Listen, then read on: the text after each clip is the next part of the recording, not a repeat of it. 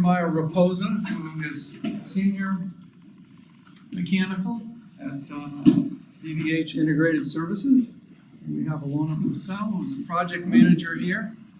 And we also have Bill Dunn from Air Equipment, who supplied some of the equipment that's in here. And so it's them that we can thank for the comfort that we have around here. Because they're the guys that keep us cool in the summer and hot in the winter, and keep our lights turned on. We also have Paul Bohanowitz from DVH, who actually was the contract administrator on the project. Okay. Make sure. Okay, so let's give them a hand. And Almost like release our baby to you guys, because now it is your project, your building. And today's presentation is to get you more familiar with the variety of mechanical systems and the reason actually for the variety of the mechanical systems was the special request from university.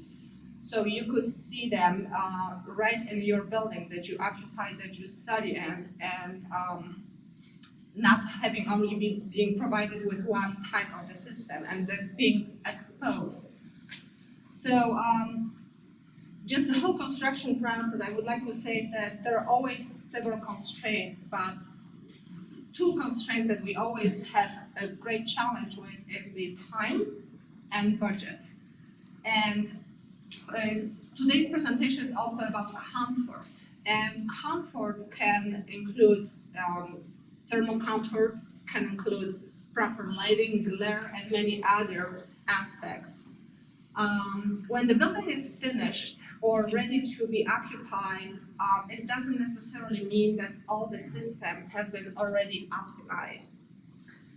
And there is still a long process past that point where everybody is still working on trying to find a sweet spot between the comfort of occupants, but also keeping in mind energy. And that will be also part of our presentation. So this is a very quick outline.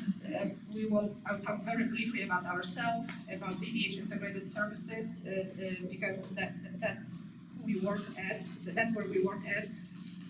The MEP overview, and then Jeremy, who I am very fortunate to have here, and who is a fantastic resource on this project. He's actually an alumni of UMass Amherst, so it was probably very interesting from that perspective also for you to work on this project. We will talk a little bit about wood construction challenges and then green energy conservation measures. So I've been with DVH for 25 years. I'm a PE lead, accredited professional. Jeremy has been with us for 10, 11 years. Our headquarters is in Bloomfield. We also have an office in Newton, Massachusetts. And the design team on this project included Leo's White Southall Architects. This is our 5th project with them. Fantastic architect to work with. Sustainable design and lighting was done by Atelier 10. Site civil utilities by Niche Engineering and also DVH Integrated Services. This building has chilled water, steam, also electrical technology, all the connections those were considered site utility, not classical civil. And structural, the timber construction, wood construction was by Equilibrium Consulting from Vancouver, and structural engineer of record, Simpson, Gompens, and Heather. So again, very quickly, we've been in business since 1958, about 120 employees, and we do design a lot of sustainable projects. Actually, our team, Jeremy and I, pretty much all our projects are LEED certified or we're going for LEED certification. Services we provide, this is the whole scope of various services, and really including commissioning, and that is a wide variety. Enables us having so many people within so many disciplines to really exchange all experiences. This is what I value the most about our company. I've been there for 25 years, and I can go to Paul, I can go to Jeremy, I can go to so many other very, very smart engineers with a lot of experience and discuss with them how we can approach this project, what challenges you had on the previous one, and how can we learn, because there is also mistakes on every project, I'll be honest with you, but you learn, as long as you learn from them. So that's, I absolutely enjoy. So in this building, we will talk about mechanical, a little bit of electrical and plumbing and fire protection. And I know we have only so much time, so I'm gonna let Jeremy go straight to the systems. Okay, as you mentioned, I'm a graduate of the Bachelor of Science in Mechanical Engineering, so very happy to be here, very happy to work on this project. And component of public education, I still live in Massachusetts, so it's really enjoyed working on this project and kind of treating this. I always try to do the best job possible in every job, but this project is special to me. So to get going on the systems, we're gonna try to start big and then go into the unit, into the unit level, the room level. So mechanically, at the building entrance, heating wise, we're steam to hot water. I was gonna ask some questions as we went out today. A lot of you, I guess, have been to the central plant and have know a little bit about mechanical systems. So from a show of hands, who already knows steam to hot water heat exchange and what that's all about? So it's very little, okay, so I'll spend a couple minutes. So on this job, this is one of the more basic items. We have 17 PSI steam coming into the building, as with many of the buildings on this loop, and we just convert it through a shell and tube heat exchanger. There's water on one side, the steam gives up its heat. The water on the other side is pumped. The steam condenses as it loses its heat, and it gets pumped back to the central plant, which some of you may have been to. Now, when we're designing it, because every building is a prototype, we're not going to build another building exactly this way with the exact location and everything. So we always have a little bit of extra capacity. We estimate the loads, and then we give a little bit of extra capacity in case we're wrong by something or the program changes. We design for 0 degree Fahrenheit, but we really can get down to -15 here. So it's another reason why we have a little bit of oversizing in our system. Now, so the rest of the building, I'll go into that later, but we circulate hot water throughout the building. Chilled water is as simple as there's a chilled water loop from a campus chiller plant nearby. We take the pipes directly in. We have a decoupler pipe, which I won't get into, but this is a mechanical engineering class. And then we pump on our side. It's the same water that circulates through our building is the same water circulating through the loop. So if there was a disastrous event and they lost water, there was a huge leak, even if we had a heat exchanger splitting us apart, we would lose it. But anyways, if there's a water problem with chemistry, that becomes a problem in this building also.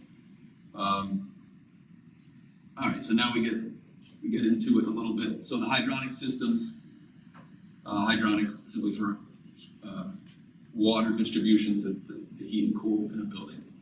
So in this building, because we have steam, we can have high temperature hot water, and sometimes that's beneficial, which I'll get into when we talk about unit at the unit level. We have a 180 degree water loop, which is typical. There's nothing special about that. We use 180 degree water for heating devices where it makes sense to have 100 degree water, where it makes sense to have that high temperature. So I'll get into that later, but it's air handlers and perimeter radiation make the most sense. It allows for smaller coils, which less water flow is required. That's a good thing because then you have the pumps can be smaller. But again, nothing's not, that's standard, that's what typical buildings do. But then we have a lower temperature loop for the fan coil distribution. These fan coils, we'll get into them later also, so I'll breeze past it now, but they have so much heat exchange surface area for the cooling needs that the heating coil is by default, so oversized that if I delivered 180 to it, the hot air coming off it would be so hot, the unit would cycle a lot, or there would be the phenomenon of stratification, which I don't know how many, I guess show of hands who knows about stratification. All right, so just a couple. Okay, so the idea is in this room, we don't want it to be 60 on the floor and 80 at the ceiling. We want it to be maybe 68 at the floor and 72 at the ceiling. So if we're delivering hot air on those diffusers at 90 degrees and above, our industry ASHRAE suggests don't do that. The hotter you get above 90, the more likely that air just stays hung on the ceiling and goes back through the return register and nothing gets down here. Anyways, so that's why we have 130 degree water for a fan coil loop. All right, and that allows, so with that lower temperature loop returning at an even lower temperature, we can have what's called a high delta T, or a high change in temperature in that loop, so we can have the pumps be slightly smaller. So that's not standard, so we're somewhat of a benefit there on this building. So on the chilled water side, we're more we're a little bit different again. We're standardizing our 14-degree delta T, that's what's requested. We come in at 45, we leave at 59, that's what the chiller plant likes. And if we go out at 45 and go back at 50, that's not good for the chiller. It reduces its capability to produce tonnage for its given size.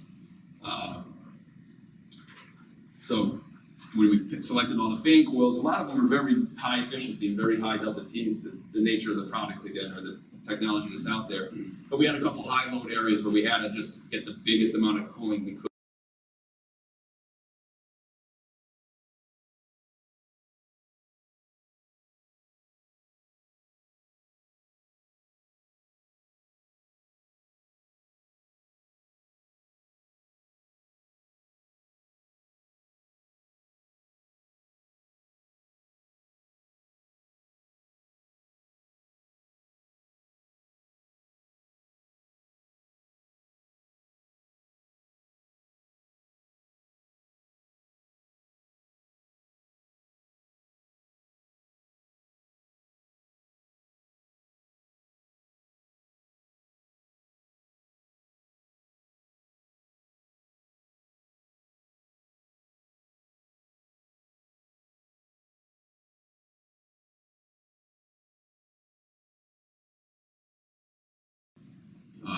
Recovery wheel, because we have the energy recovery wheel,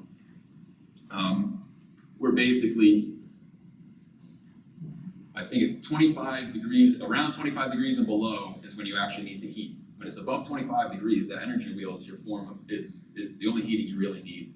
And then all the way up to 75, as long as it's not humid out, that air is passing right through. The wheels are stopped. There's bypass dampers, so we don't have too much pressure drop in the airstream, and the fresh air just comes right through the fan, and it's fan powered. So the offices, same type of air system.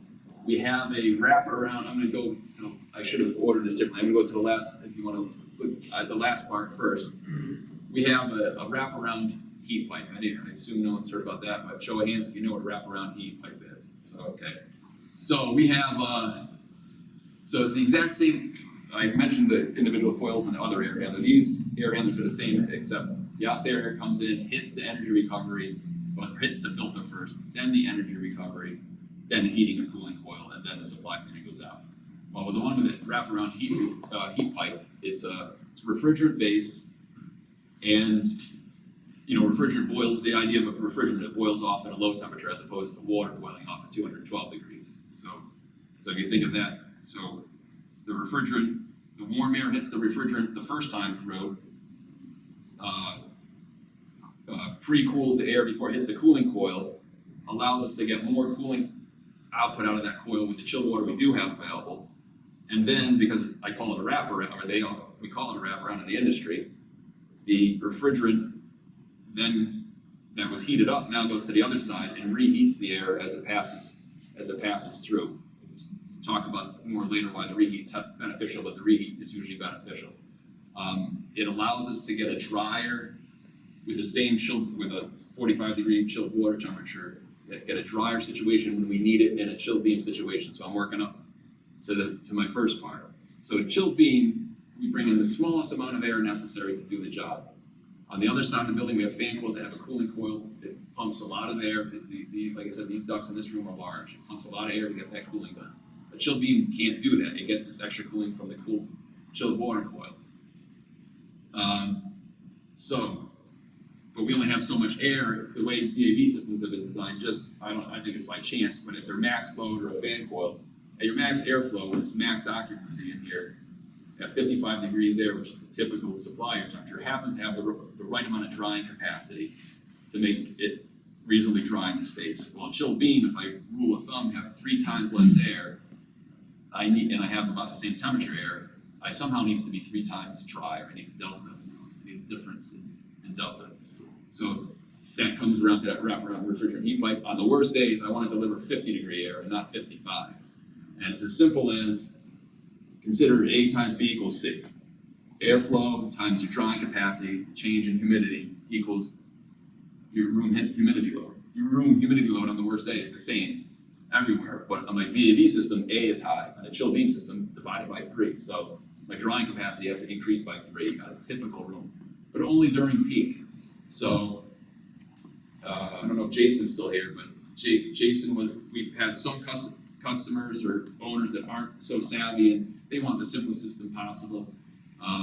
So we have to design that, we really have to over dry at times. Well, Jason doesn't like to waste energy. I like that idea. He pushed us to have the most energy efficient system possible. So we had sensing of the room humidity levels. We won't deliver 50-degree air when we don't need to. We'll only drop that leaving air temperature to what it needs to be at design when it truly is a design condition.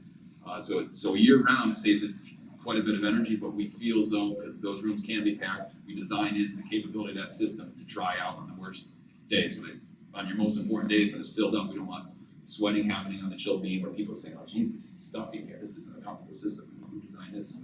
So, let me move on to the next slide. All right, so now we're getting to the meat of what was advertised. We're going to talk about human comfort in this meeting today. So first we kind of have to do for the discussion, have to define human comfort. I'm only going to talk about HVAC. Ilona touched on it before. Human comfort encompasses lighting, audible, if it's too loud. We do consider it in design. Of course, they do lighting, but comfort-wise, we're engineers, so we have to scientifically discuss this and think about it. So how do we get people to be comfortable? What's the range? So we have to consider your metabolic rate. What are you doing? Right now, we're all sitting but me. So what's the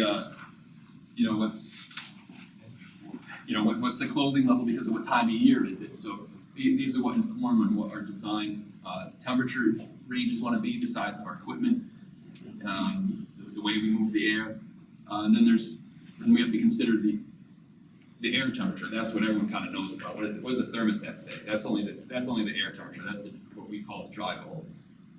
Everything else is critical too, but everyone just thinks of the temperature, the lay person. But then there's radiant temperature to consider. Nearby surfaces. So we have a brand new building with very high performance envelopes. So our radiant temperatures are going to be very similar all around. I'm sure you've all been on the older campuses on this building where the radiant symmetry is horrible. The closer you get to the wall, this radiator could be almost burning you, but then maybe where the radiator isn't, it's almost like ice. And then depends on where you are. If you got an overhang, the slab might be cold. Anyways, and you're not comfortable with that. So that's radiant temperature affects our comfort. Airspeed affects our comfort. Well, in general, the lower the better. But to save energy, there's the idea out there that we can increase the temperature, but increase the airflow. So paddle fans. So we considered that in this project. It might make sense in the commons. We visually didn't want it, and it wasn't too important. We think we're going to be comfortable in the commons without it. But in the studios, to get to the air velocity required to increase the elevated temperature, it lifts paper off the desk, so it's really out of the question. And then humidity is very important as far as human comfort, and that's something you don't have control over. Users in the space, but we try to take care of that in the design, the default portion of the design. So now we get to the psychometric chart. Who has not seen a psychometric chart? You guys all take wood construction classes, so most of you, so most of you guys know about this, right? So this isn't the latest ASHRAE one, but it was the cleanest one to show. The ASHRAE has so many lines, it's hard to show. So simply to consider it, we all think of the dry bulb temperature, and this is where it's depicted on this graph. If it's 45 and I'm wearing what I'm wearing now, I should be cold. If I'm 70, I should be comfortable. Maybe it's 80, depending on how dry it is. But there's all these other things to consider. So this isn't like I said, this isn't the current ASHRAE one, but the idea is around 62 degrees on dew point, which would be a straight line across your dew point. They say almost no one's comfortable. So we're not going to design for 61.9, but so that barely anyone's comfortable. So the rule, you try to hit this middle sweet spot, so we try to hit 75, 50 as a design, 50% relative humidity, I should say. That's what we try to hit in design, then you let it float, and the winter settings go down to 68, which I would imagine with an envelope like this in this building, I think everyone should be comfortable with 68, maybe even lower. Not too much lower, but anyways. And then in the summer, one thing to consider is our industry standard is designed for 75, and we still do it. It's really, even if just 1% of the owner group says they like it at the American normal temperature of 72 to 75, which I don't like, but we kind of have to go over our size or systems for that, and the country still seems to be, you go to too many buildings in the summer, and notice that with summer clothing, if you drop down here, it really says at 72, you're not comfortable, and most people are, I mean, I'm not, but anyways, the paradigm in our country still hasn't pushed us towards designing for 76, 77, 78 degrees, although I think as students, as you go forward in your career, you try to, if you get involved on that side, I would push that paradigm, because I think it's a bit silly to design for at the very edge of the cold, where people feel cold actually in the summer. Anyways, so that's our comfort region that you showed before that we try to stay in when we design. So now, when I talk about the terminal units, I'll talk about how these units affect our thermal comfort and relatively to other terminal units. So I mentioned variable air volume. When we have a variable air volume terminal box, it is really, you'll see it, it's a square box. It's got an air valve, which is really just a damper on one shaft, and it'll have, what we don't show is there's sensors. There's just, what do we call them, PO2?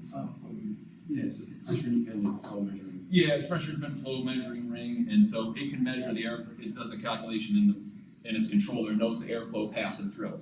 And so we'll adjust the damper based off of what the thermostat says, and then the air goes through the ductwork, and a typical system's gonna have a reheat coil. Maybe I should stop that. Does everyone know why we would have or anyone not know why we would have a reheat coil in the VAV system? Anyone who doesn't know? Hands up if you don't know why we need a reheat.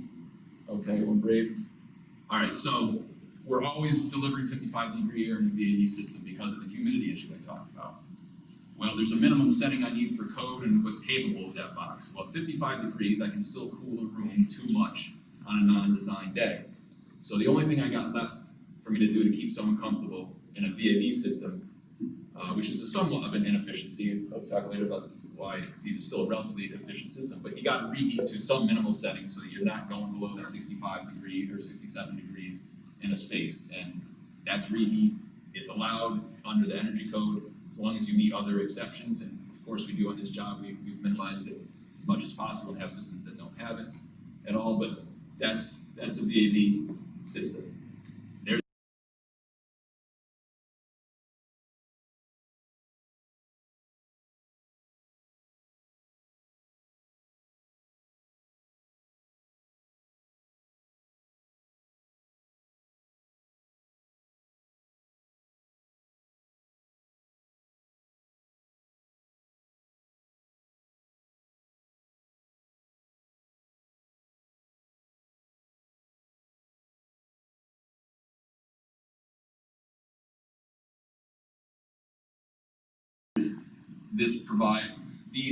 Most of these have a fin behind them and you don't see it, some of these don't, but that creates convective heat, so the cold air sinks to the bottom and then flows up, and then these panels actually radiate out. It's a hot surface, so it radiates to the room. And these, even though we have high performance glazing, there's rule of thumbs and there's calculations you can do. Typically, they say for the ideal surface temperature on the coldest day in these parts of the country, you want triple glazing if you want to getting rid of radiant heat. So you still kind of need radiant heat with the temperatures we get. I don't know where the crossover is, like, New Jersey or Carolinas, but anyway, so we try to have perimeter radiation because we didn't have triple glazing. And then the most comfortable with radiant heat is radiant flooring.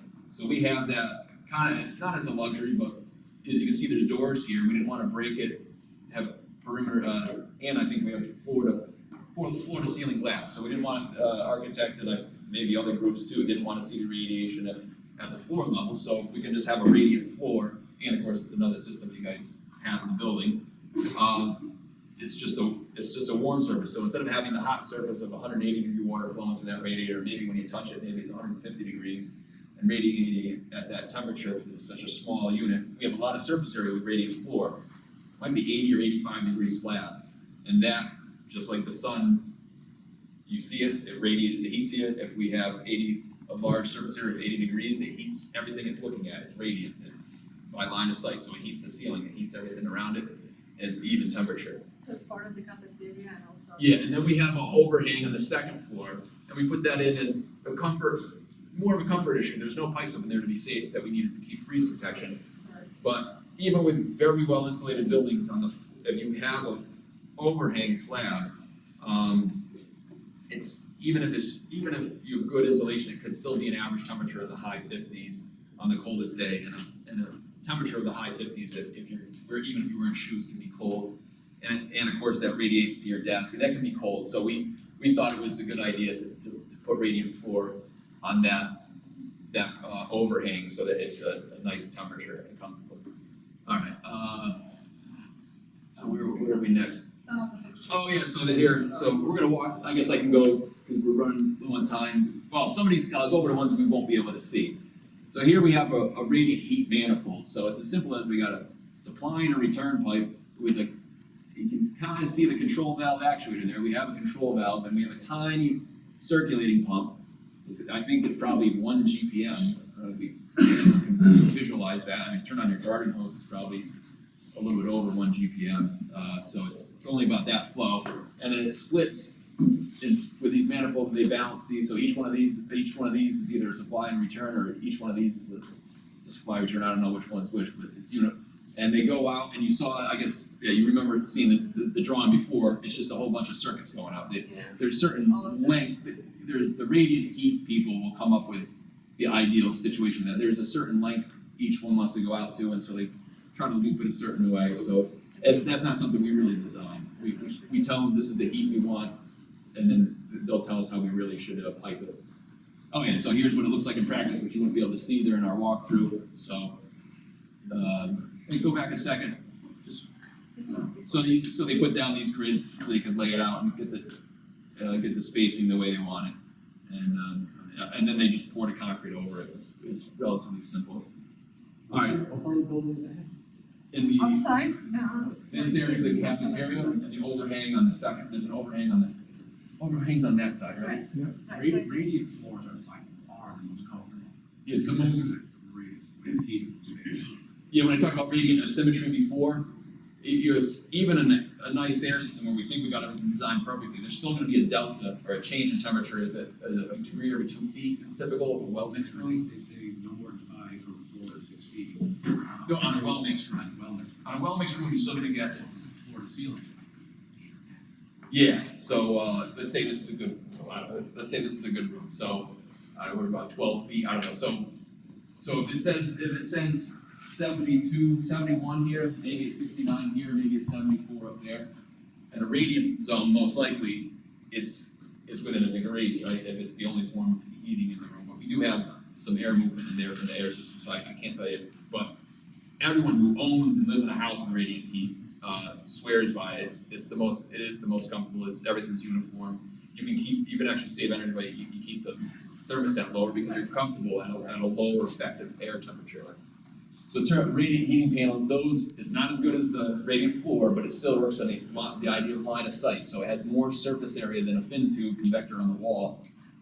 But so that radiates to everything it's looking at in the room and creates warm surfaces. That's also high temperature. If we use 130 in that loop, which we have in some jobs with good envelopes, we have more radiant panel. But with 180, we could get away with just an 18-inch panel that didn't have to go wall to wall, because sometimes we were stopped by the wood construction. Limited by the height of top. Yeah, and you only one can go so high with it, where before, it is line of sight, but at some point, because it's going in all directions, the effectiveness of the area you're trying to heat becomes less as the farther away you get from the surface you want to heat.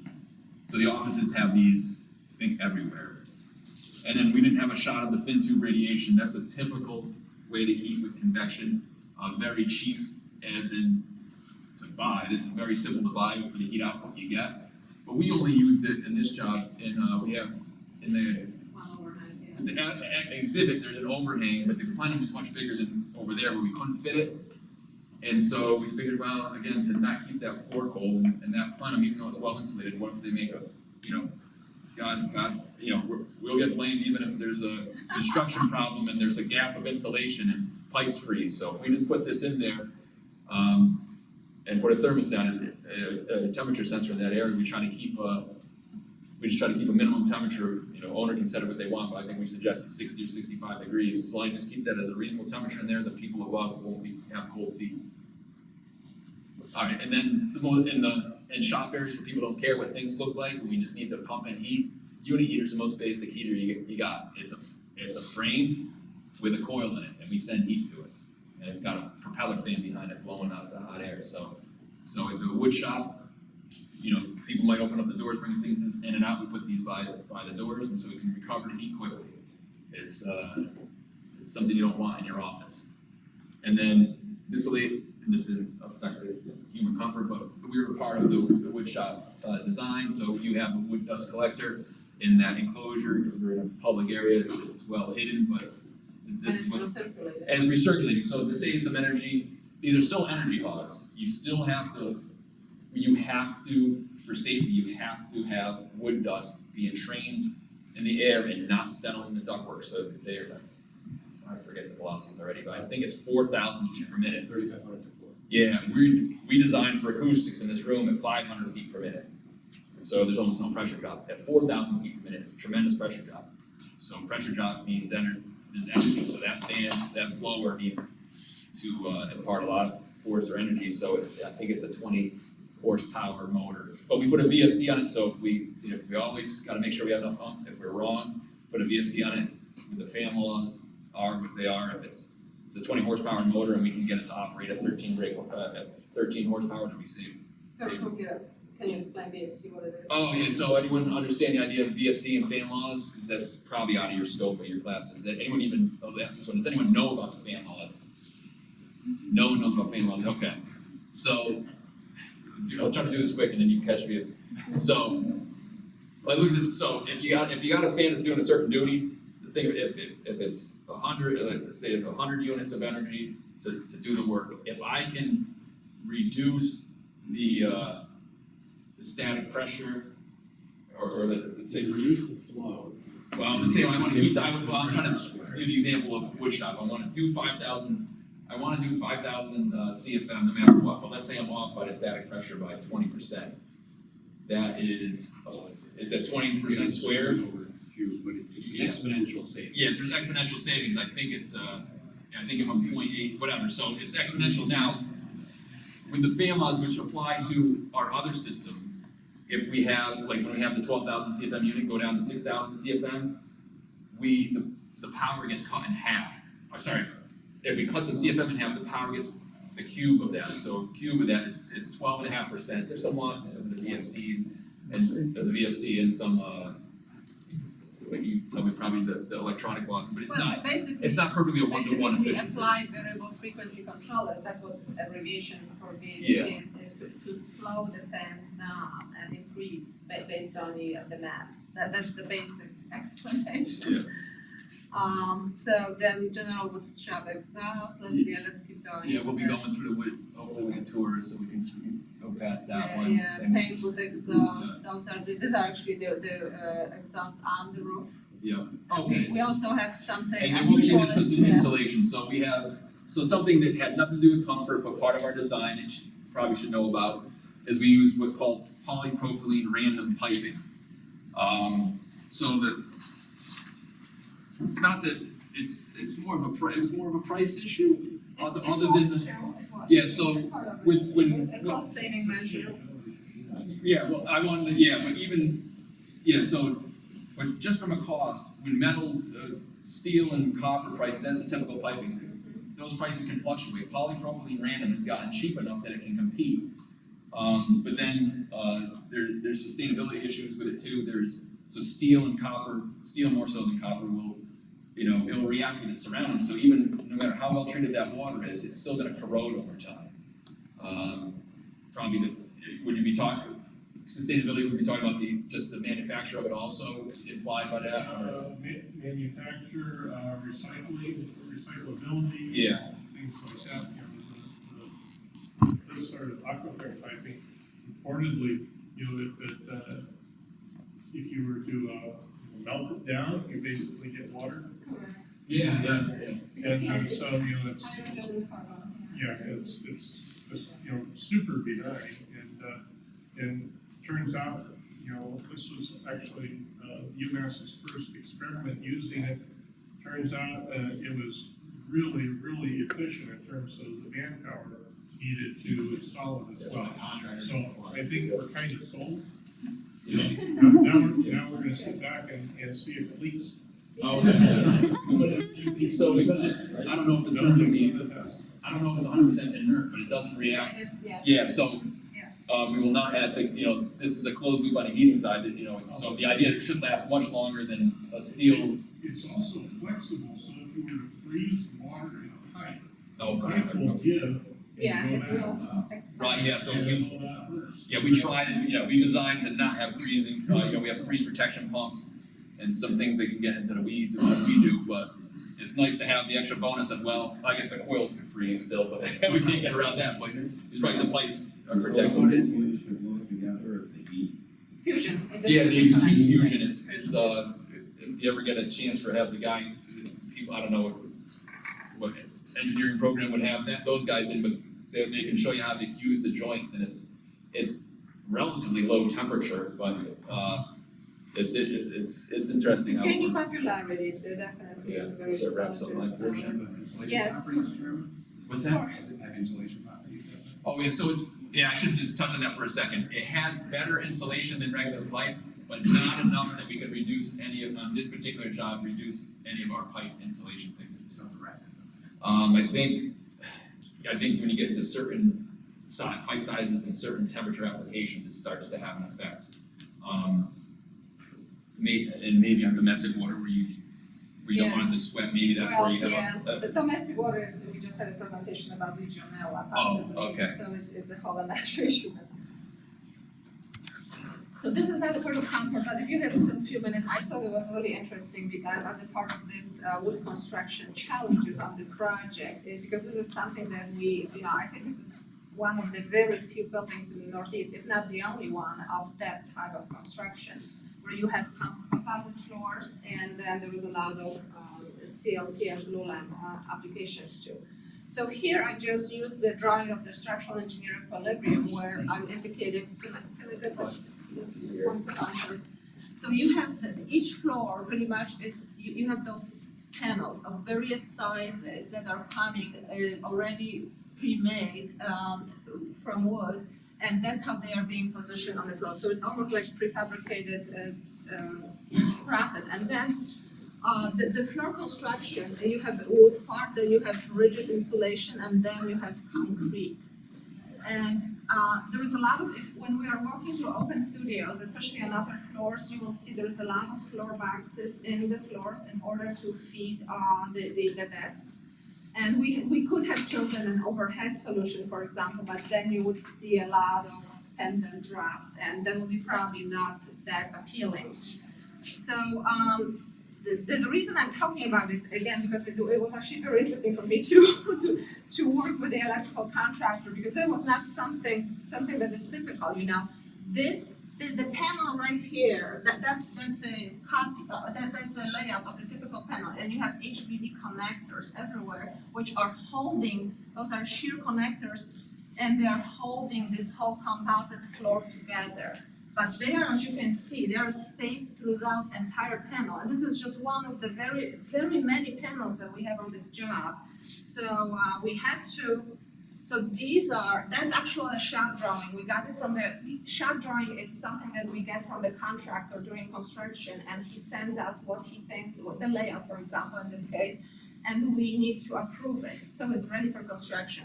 So they send us locations of the floor boxes taken from electrical drawings, and they highlighted all of those clouds, highlight where the conflict with those connectors is. So we had to exactly dimension them. This is architect's role typically. He had to position them in between the connectors. And then the last drawing is right here, this is again an actual shell drawing from the contractor, where you see we had both power and data conduits, PVC conduits going from each box to somewhere central, to electrical room or to teledata room. So he had to, again, work around the connectors and be very conscious about it, how to get from point A to the electrical closet. And the last picture in this series is the actual installation. So you see first, see those HVAC, the connectors right here. That's just few of the boxes are positioned, and then it's more with all the conduits, and that's, again, you won't be able to see it, but at least when you're walking on it, maybe you can, I'm working. Hello, Yes, just as an aside here, now that we've got the project done, and we have all these locations that I'm sure you've all found in the building, where you've got a desk sitting there and a cable running across the floor where you can trip on it going into the floor box, instead of being right under the desk where you would think it ought to be. Now you know the reason for that. And, this is one of those things that, being the very first application of an HPV connector and a composite slab in a building of this type, now we've kind of learned something, and that's that, granted, the engineers are doing the wood construction, kind of have, the lead role, if you will, and deciding where those HPVs and connectors are supposed to go. But now we get to live with that for the next 50 years. And so, as I was just mentioning in the fall, in hindsight, we did it wrong. We should have demanded that the electrical boxes go where they went and redesign the HPV connector pattern to suit. so, yeah, that's a great point. And actually, when I was coming to this presentation, I was thinking, my gosh, this is gonna be our final exam on this building as engineers, They're all prototypes. Right, because now we are all exposed, and then it's, have we passed passed the exam? This is fantastic though. Another challenge with wood construction is about sprinklers, because there is, you only can have so many concealed spaces per the definition in this case, means that anything that has a drop ceiling that doesn't have openings around it, like for example here, is a concealed space.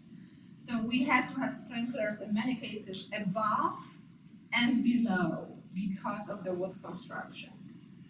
So just be aware of it. Maybe, I'm not sure if we're gonna go with energy. I think that we'll skip You want us to that. talk about points as we walk, so we don't eat into Yeah. the tour time, you wanna? We have some energy points, what other systems were considered and they didn't prove to be applicable maybe here. Dynamic glaze shading, the presentation was already Oh yeah, how many people didn't go to the dynamic glazing presentation? They didn't- We they do need to didn't. mention it then, maybe we do the tour? Yeah, maybe during the tour. So this is something that is on certain exposures, primarily southern and western, and then it allows us to reduce the cooling load. Does everyone plan on doing the tour, or there's some that are taking off?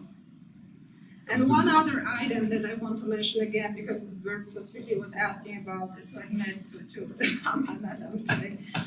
to just say what work we're doing. So this is a great lesson, with this type of the construction. So that's actually a BIM, building information modeling. Are you familiar with BIM system, with 3D modeling? This is what we do. All the projects right now that we designed for the past, I don't know, 5 years or so, they're all 3D. No more AutoCAD. AutoCAD is gone, It's so if you have a chance to take classes somewhere and interested in this industry, that would we recommend. But here is actually this is the actual shop from our model. It's just converted to another system, Navisworks, to make it more user friendly as far as graphics. So right here, I'm sorry, I'm pointing to my screen there, but right here we have a shaft.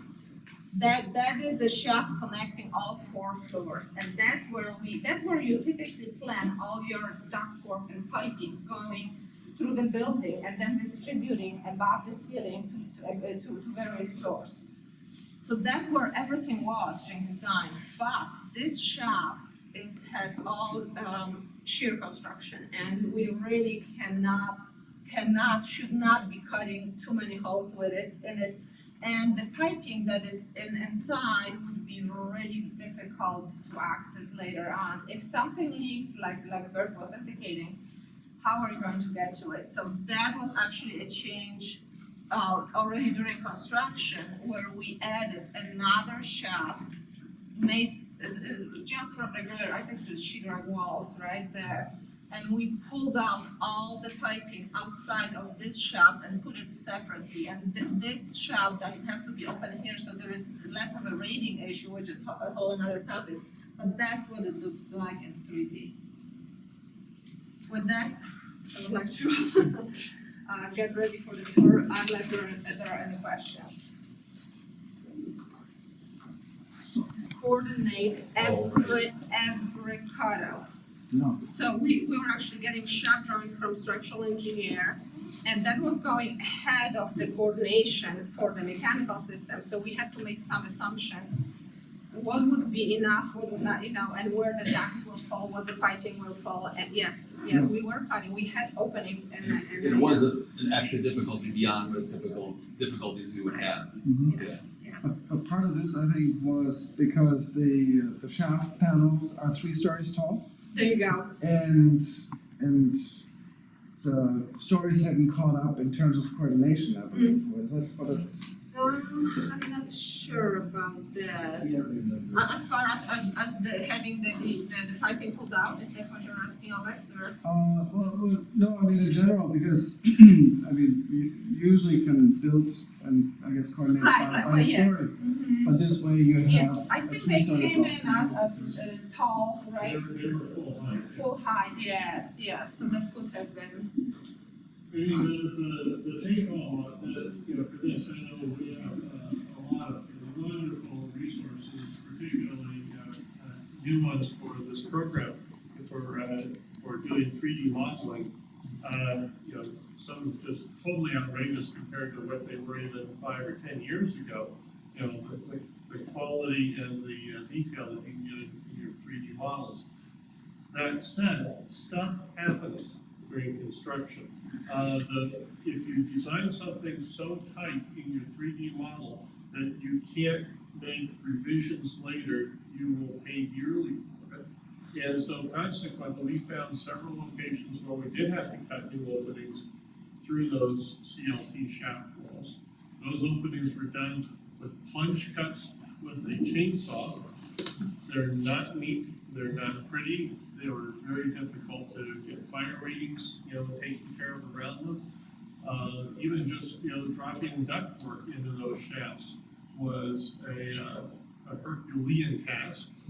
And so, again, one of the take homes that I learned for the CLT, construction is that it's not the smartest thing to use CLT around tight shafts as your lateral loading system. Yeah, if you have shear loading on that, I mean, it compounds problems later on. If we had it all to do over again, then that's a lesson to be learned. Watch out for that, because you're gonna make life difficult for yourself later. So what was the impetus for choosing the structural shafts? Cool factor is one. Look, they could do this. That certainly was right up there. Just the notion that we were charged with doing a demonstration of a mass timber building using cross-laminated timbers in ways that demonstrate how they can be used was a big impetus. Again, these are all opportunities for us to watch and learn. Do you do that again? If I were to do another CLT in Blue Land building, which I certainly hope to do very soon on this campus, I wouldn't do that. Stairwells were tough on. Yes, there Well, was. actually, stairwells are problematic too. But if you were to use CLT as shear walls on the exterior of the building, I think that would have been great.